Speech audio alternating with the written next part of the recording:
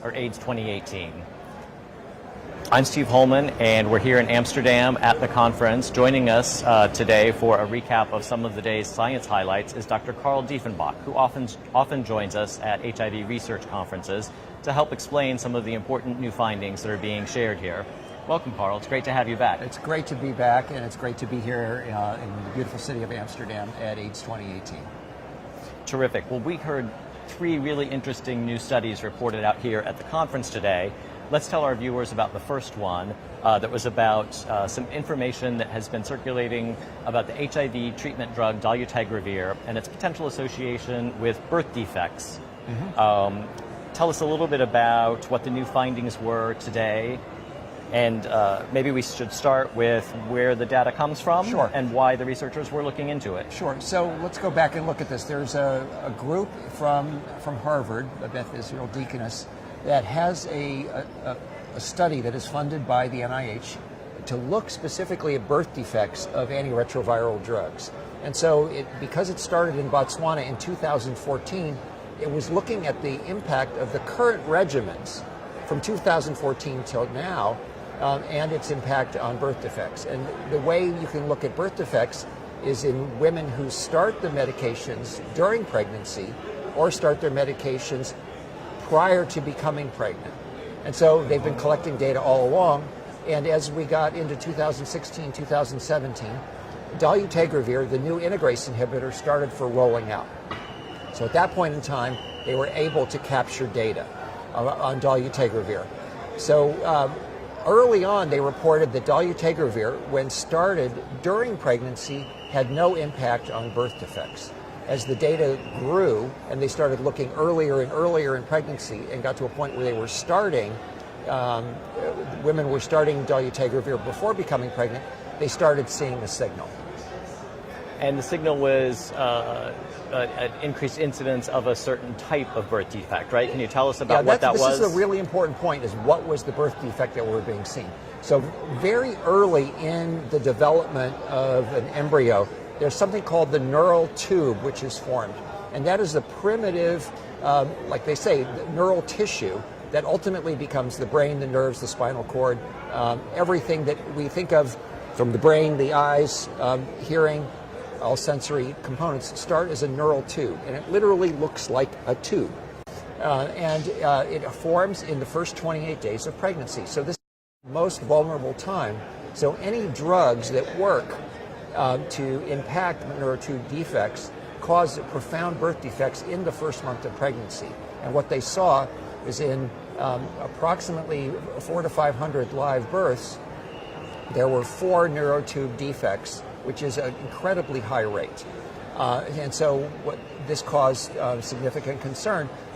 The other drugs in the study did not have an increase, as was expected, did not have an increased rate of neurotube defects. Thank you for explaining what the birth defect was. I confess I had to ask you earlier today to explain it, so I'm sure some of our viewers may have also had that same question. So the study, the researchers had previously studied reported on that signal. Yes. What's the new information that they shared with us today? So what's important about what was reported today was they gave a really good background for the study, but then they reported on an additional set of 160 plus live births.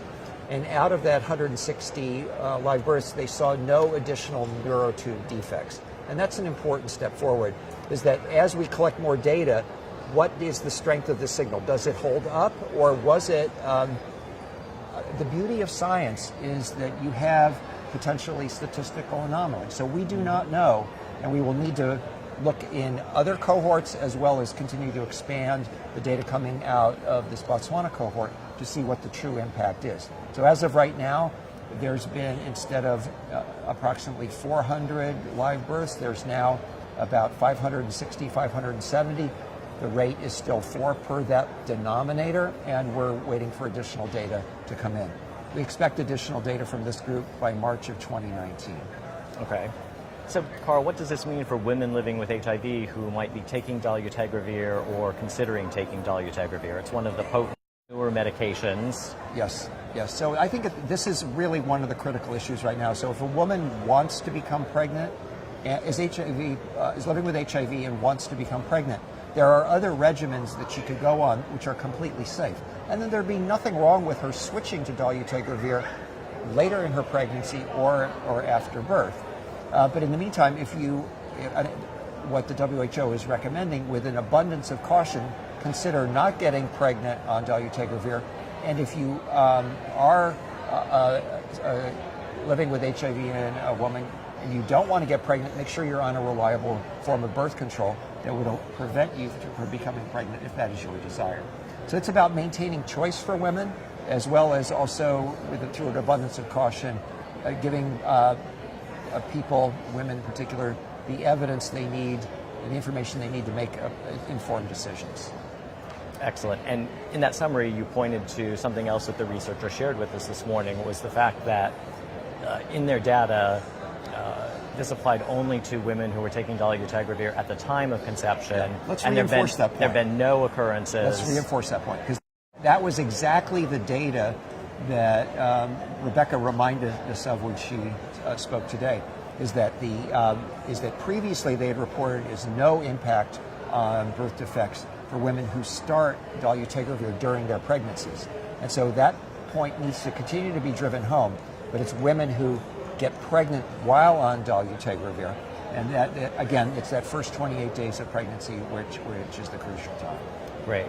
For viewers who might want to learn more about this particular issue, where should they look?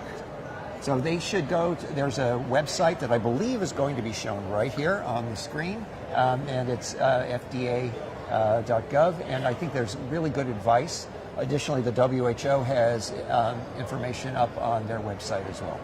Also, talk to your healthcare provider. That is the best evidence we can always give, is if you talk to your OBGYN about what your options are, and your primary healthcare provider who provides your HIV treatments. Terrific. Let's talk next about a second really exciting study that we heard about today. That was the Partner 2 study being reported out by Alison Roger on behalf of her colleagues at the Partner Study Group. And it has to do with the effectiveness of treatment as prevention among gay male couples. Mm-hmm. Let's start first, though. We've known with some basics. We've known for decades about the life-saving, life-extending, health-improving benefits of HIV treatment. We also know that it has some significant prevention benefits. Can you talk a bit about how HIV works, or how HIV treatment also works as a prevention tool? Sure. Let's just review. So the treatment as prevention has been a gleam in many people's eyes, but recently, with the completion of the HPTN 052 study, we had definitive evidence that HIV treatment and the ability to fully suppress an HIV positive person in a serodifferent couple resulted in no transmissions during sex. The great thing about 052 is it demonstrated that.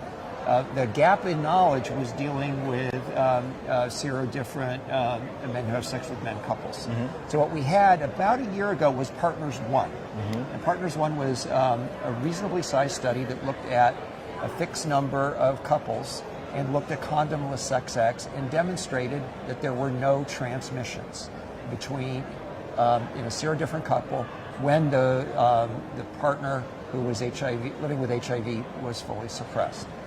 Fast forward to today, they have expanded this to 77,000 acts of anal sex that were condomless.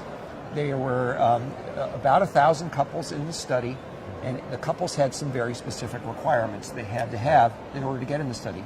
In the serodifferent couple, the partner living with HIV had to be durably suppressed. Right. The partner who was seronegative could not be on PEP or PrEP. So out of this study, and this is the really interesting thing, and this in many ways parallels what we saw in HPTN 052, there were 15 transmission events in the study. And I think that's important for people to acknowledge.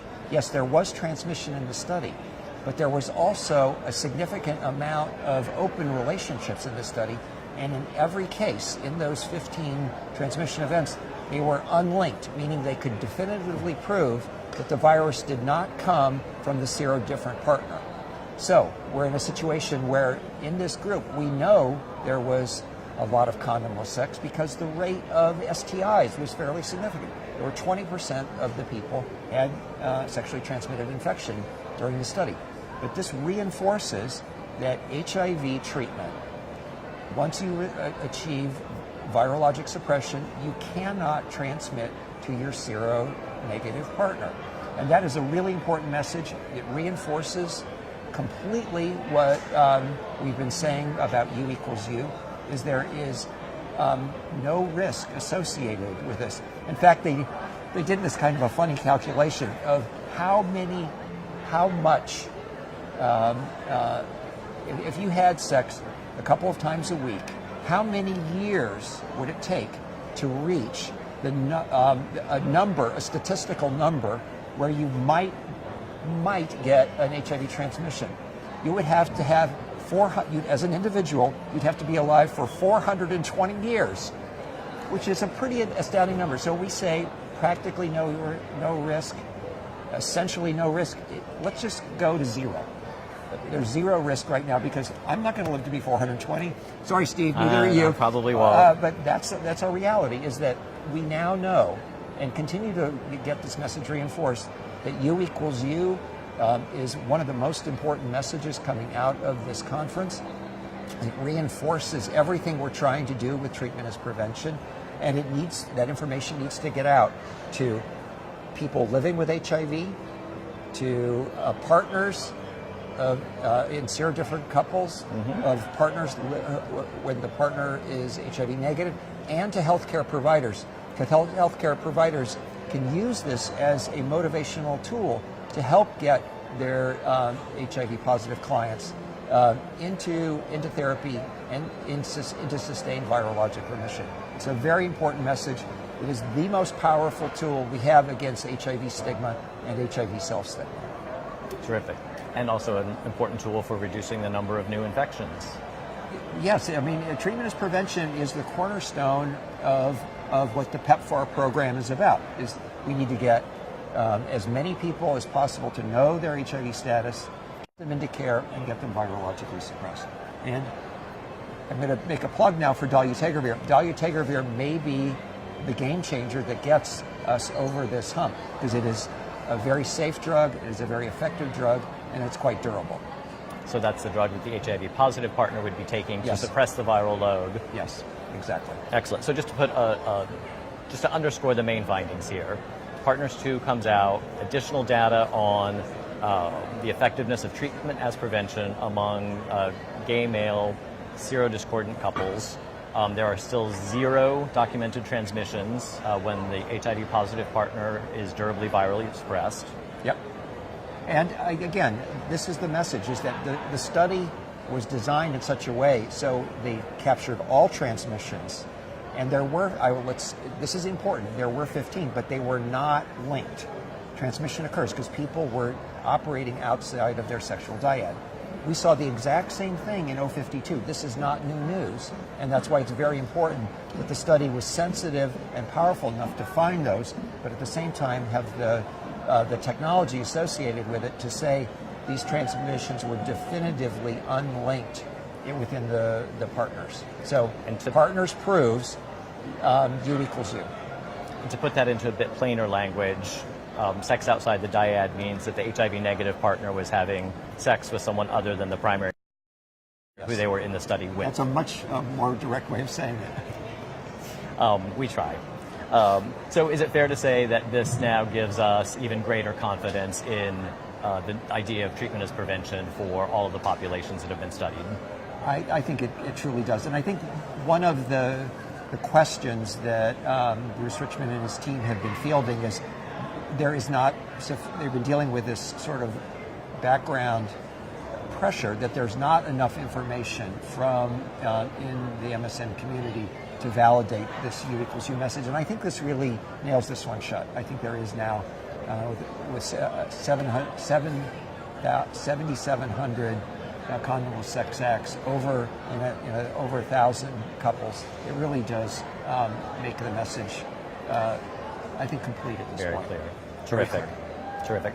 And for those of our viewers who might not know, Bruce Richmond is the leader behind the grassroots U equals U, or undetectable equals untransmittable campaign. Carl and I were both at a pre-conference that organization ran this past Saturday, talking with a lot of folks. And Carl's colleague, Dr. Anthony Fauci, delivered the keynote address there. You can find a blog post about that on the HIV.gov blog for more information. Dr. Fauci recapped the science there as well. So additional information on all of that can be found on the blog. Carl, let's talk about the third interesting study that we heard about today. And that was about the issue of potential drug-drug interactions between HIV pre-exposure prophylaxis and feminizing hormones that transgender women take. Let's start with just a basic for our audience. Tell us, what's a drug-drug interaction? So drug-drug interaction is when an individual takes different medications and they either act to cancel out their positive effects, or could even be worse and amplify their bad effects or toxicities. So in the case of what we were specifically concerned about with these two drug interactions was between the drugs that are in PrEP and feminizing hormones that a trans individual would take to maintain their femininity. And the concern is that Truvada would have an impact, tenofovir in particular would have an impact on feminizing hormones. And in that case, what was seen in the study is there was no impact on the level of feminizing hormones seen in the body in these studies. It's a very important result because there was a concern that trans individuals were prioritizing their hormones over their PrEP. Now, this alleviates that concern, and it's encouraging now. Healthcare providers should be counseling their clients to just take their medications as prescribed without worry about those drug-drug interactions. It's particularly important that they do that because there was evidence of a slightly reduced level of tenofovir in the blood of individuals taking the feminizing hormones. And tenofovir is the main drug Tenofovir is one PrEP. of the two drugs in the PrEP regimen. It's the only one they measured, and that's why this is important. But we know that if you are quite adherent to PrEP, and that's an essential part of the PrEP regimen, because pills don't take themselves. You have to, if PrEP is going to work for you, it's one pill once a day. Stay with it, take your hormones, and you will be protected from HIV, and you will have the full benefit of the feminizing hormones. So this is a really encouraging finding because Yes, we know that transgender women around the world are very disproportionately impacted by HIV. If we can alleviate one of the concerns that they have around making use of one of the most powerful HIV prevention tools, that being PrEP, we can improve the uptake, hopefully. Absolutely, of both, and that way it gives there's a sense of then relief that I can do what I need to do to be a woman. Exactly. And at the same time, I can protect myself from HIV by taking my PrEP without fear of impacting something that's probably more important to them, which is becoming a woman. So it's a great step forward. Terrific. That's a great take-home message. Thank you. Carl, thanks for joining us. We look forward to talking with you some more this week. We'll be visiting with you again tomorrow and on Thursday about more HIV research science that's coming out. And thank you to our viewers for joining us. Our coverage will continue later today and on through the next several days. For more information, visit the HIV.gov blog and follow us on Twitter and Facebook for details about upcoming interviews and other activities from here at AIDS 2018.